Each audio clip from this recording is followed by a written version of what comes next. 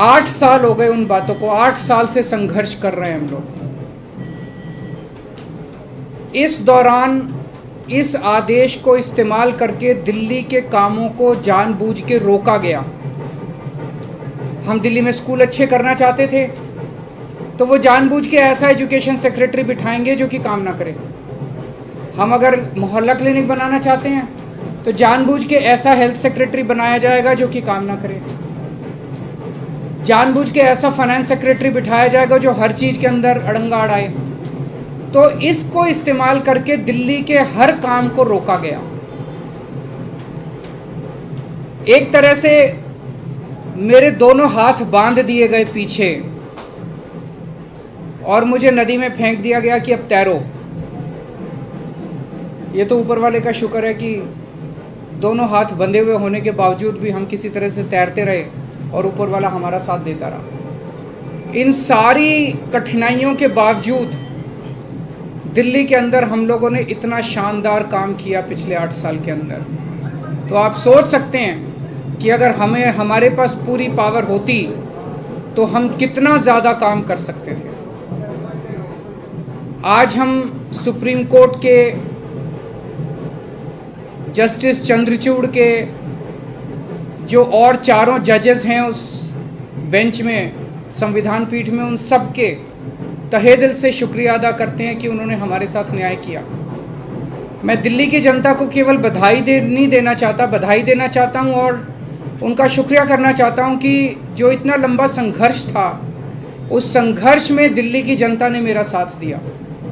दिल्ली की जनता के साथ के बिना मैं कुछ नहीं कर सकता था।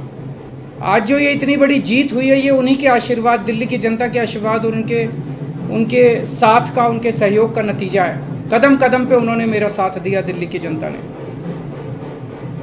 अब हमें एक बहुत बड़ा मौका मिला है। दिल्ली का काम जो है अब ये 10 गुना स्पीड से होगा। आज के आदेश के बाद बहुत बड़े बड़े काम होंगे अब दिल्ली के अंदर जो सोच भी नहीं सकते। सबसे इम्पोर्टेंट है हमें एक ऐसा प्रशासन देना है दिल्ली के लोगों को जो कि रेस्पॉन्सिव हो, जो कि जनता की ज़रूरतों के प्रति सिंपैथेटिक हो, कंपैशनेट हो। तो अगले कुछ दिनों के अंदर आप देखेंगे बहुत बड़ा प्रशासनिक फेरबदल होगा। कई सारे ऑफिसर्स को, कर्मचारियों को ट्रांसफ़र किया जाएगा इस आधार पे कि उन्होंने अभी तक कैसा काम किया। कुछ ऐसे ऑफिसर्स हैं, कुछ ऐसे कर्मचारी हैं जिन्होंने पिछले कुछ महीनों में, 1-1.5 साल में दिल्ली की जनता के काम रोके। कुछ ऐसे ऑफिसर्स हैं जिन्होंने दिल्ली में मोहल्ला क्लिनिक में दवाइयां बंद करा दी, अस्पतालों के अंदर दवाइयां बंद करा दी, जल बोर्ड की पेमेंट रोक के कई जगह पानी बंद करा दिया। ऐसे कर्मचारियों को, ऑफिसर्स को चिन्हित करके उनको अपने कर्मों का फल तो भुगतना पड़ेगा। लेकिन बहुत सारे ऐसे कर्मचारी और ऑफिसर्स हैं जो बहुत घुटन महसूस कर रहे थे, ईमानदार लोग हैं, काम करना चाहते हैं। उन सारे कर्मचारियों को, उन सारे ऑफिसर्स को मौका मिलेगा काम करने का। उन सबको जो डेडवुड है, जो करप्ट हैं, जो इनएफिशिएंट हैं, उनको अच्छी पोस्टों से हटा के साइड किया जाएगा और जो अच्छे हैं, एफिशिएंट हैं, ईमानदार हैं, रेस्पॉन्सिव हैं, कंपैशनेट हैं, उन लोगों को, उन सारे अधिकारियों को और कर्मचारियों को मौका दिया जाएगा कि वो दिल्ली की जनता की सेवा कर सकें।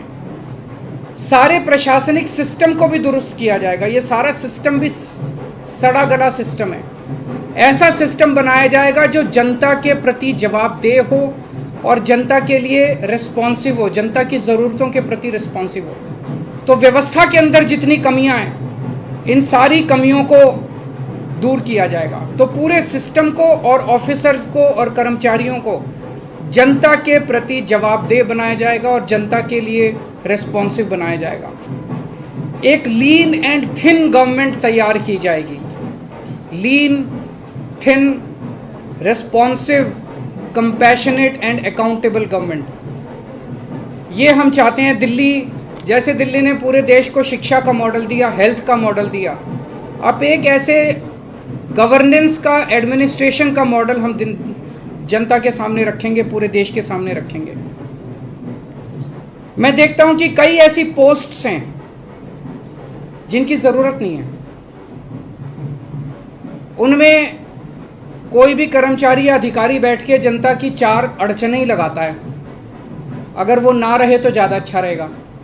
तो ऐसी पोस्ट्स को चिन्हित करके या तो उन्हें खाली छोड़ा जाएगा या उन्हें अबॉलिश कर दिया जाएगा।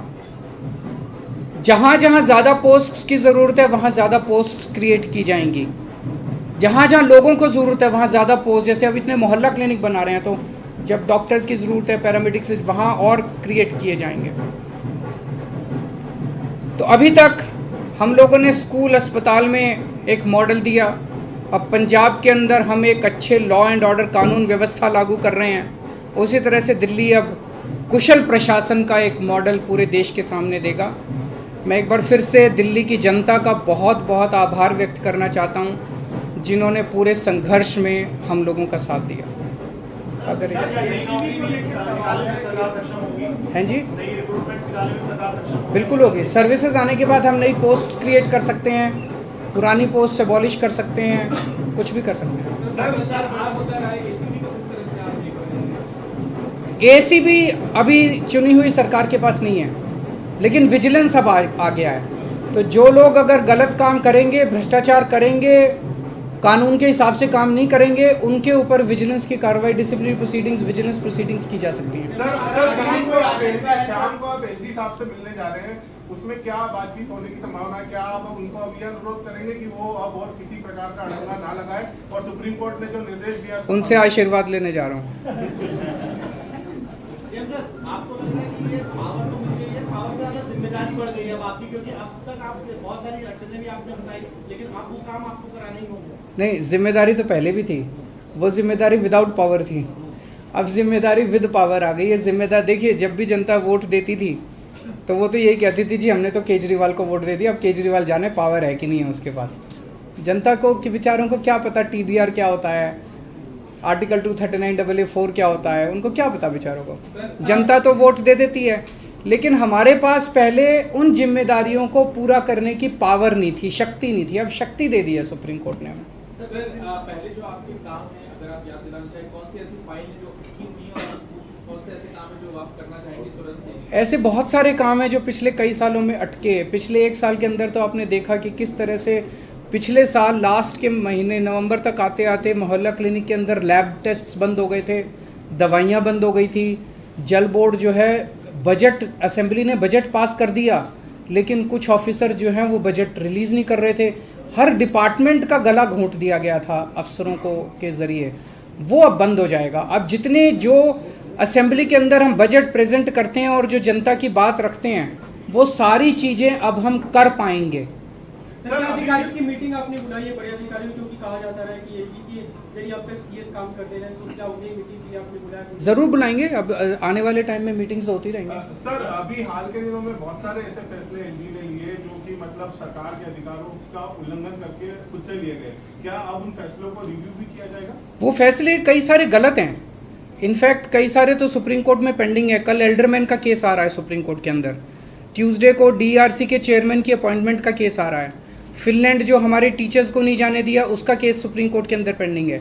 जब मेंशन ही किया था हमने ये केसेस तीनों, तो सुप्रीम कोर्ट की टिप्पणी काफ़ी तल्ख थी कि ये कैसे एलजी साहब रोक सकते हैं। एल्डरमैन की अपॉइंटमेंट बिल्कुल गलत हुई है।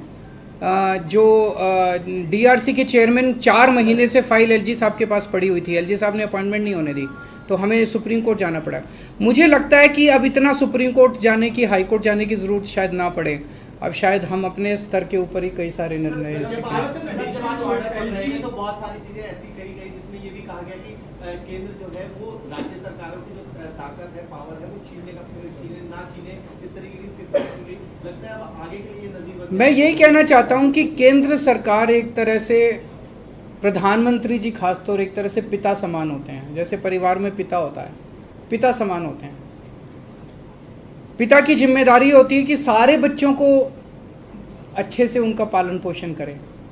अगर दिल्ली में आम आदमी पार्टी की सरकार है तो वो हमारे भी प्रधानमंत्री हैं, हम भी उन्हीं की तरफ देखते हैं। चाहे बीजेपी की किसी राज्य में सरकार है, किसी में कांग्रेस की सरकार है, किसी में आम आदमी पार्टी की सरकार है, वो सारे के सारे प्रधानमंत्री को एक तरह से पिता समान देखते हैं कि भाई ये कोई मुसीबत आएगी तो हमारी मदद करेंगे। लेकिन अगर जैसे ये 23 मई 2015 को आदेश पारित करके दिल्ली सरकार की पावर छीन ली गई, 8 साल तक हमें बिना पावर के काम करना पड़ा, काम रुक गया, किसका फायदा हुआ? आज सुप्रीम कोर्ट ने साबित कर दिया कि ये गलत था, ये ऑर्डर बिल्कुल गैर संवैधानिक ऑर्डर था। जितनी सख्त लैंग्वेज के अंदर सुप्रीम कोर्ट ने बोला है उससे ये साफ जाहिर है कि ये ऑर्डर केंद्र सरकार का बिल्कुल गलत था। तो इतना गलत ऑर्डर उन्होंने पास किया तो उसका मतलब तो यही था कि आम आदमी पार्टी की दिल्ली की सरकार को फेल करना उसका मकसद था, और तो कोई मकसद नहीं था। देश का तो भला नहीं हुआ, दिल्ली का तो भला नहीं हुआ, केवल और केवल लोगों का नुकसान हुआ।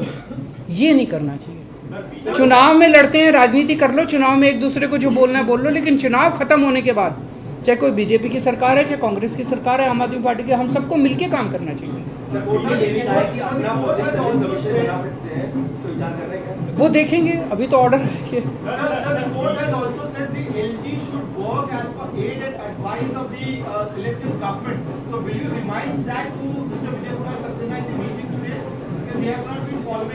जब उनका आशीर्वाद लेने जा रहे हैं तो सारी चीजों पे आशीर्वाद है जी, मिलके काम करेंगे। बीजेपी के नेताओं को कुछ बयान ऐसा भी आ रहा है कि अभी संसद भी है, संसद में कानून भी बन सकता है, अगर गलत लगेगा तो उसमें बदलाव कर देंगे, बड़ी बेंच के पास भी जाया जा सकता है। ये पहले भी कोर्ट में दलील दी थी केंद्र सरकार ने की तरफ से कि 9 बेंच के बेंच जाया जा सकता है इस मामले को लेकर। क्या मेरे ख्याल से अब लार्जर बेंच नहीं, आज उन्होंने क्लियर कर दिया। 5 जज बेंच को अगर रेफर करना होता तो वो आज ही कर देते, तो लार्जर बेंच का ऑप्शन नहीं है। मेरी अब उनसे यही निवेदन है, यार अब हमें काम करने दो, इतना टाइम तो खराब कर दिया। अगर आपने दिल्ली पे राज करना है तो दिल्ली के लोगों का दिल जीतो ना, कि अगली बार आम आदमी पार्टी को वोट ही ना दें लोग। ऐसा काम करो, मतलब काम में टांग क्यों उड़ा रहे हो? जब तक हमारी सरकार है हमें काम करने दो, कल तुम जीत लेना, तुम काम कर लेना, टांग तो नहीं अड़ानी चाहिए। सर महाराष्ट्र का जो फैसला आया है, बस की फाइल आपने पहले भेजी थी, 2 दिन पहले ही प्रधानमंत्री की लीटर फाइल आप भेज चुके हैं, 2 फाइल जो लेटेस्ट आपने भेजी है, क्या उनका जवाब आ गया है या अभी आया नहीं। कानून के अंदर एलजी साहब के पास 7 दिन का टाइम होता है, तो वो भी मैं आज उनसे रिक्वेस्ट करूंगा कि 7 दिन में क्लियर करना चालू करें फाइलों। सर महाराष्ट्र का जो फैसला आया है उसमें भी राज्यपाल की भूमिका को बहुत ही मैंने उसको पूरा पढ़ा नहीं है, मैं अपना फैसला सुनने के बाद मैं थैंक यू सो मच।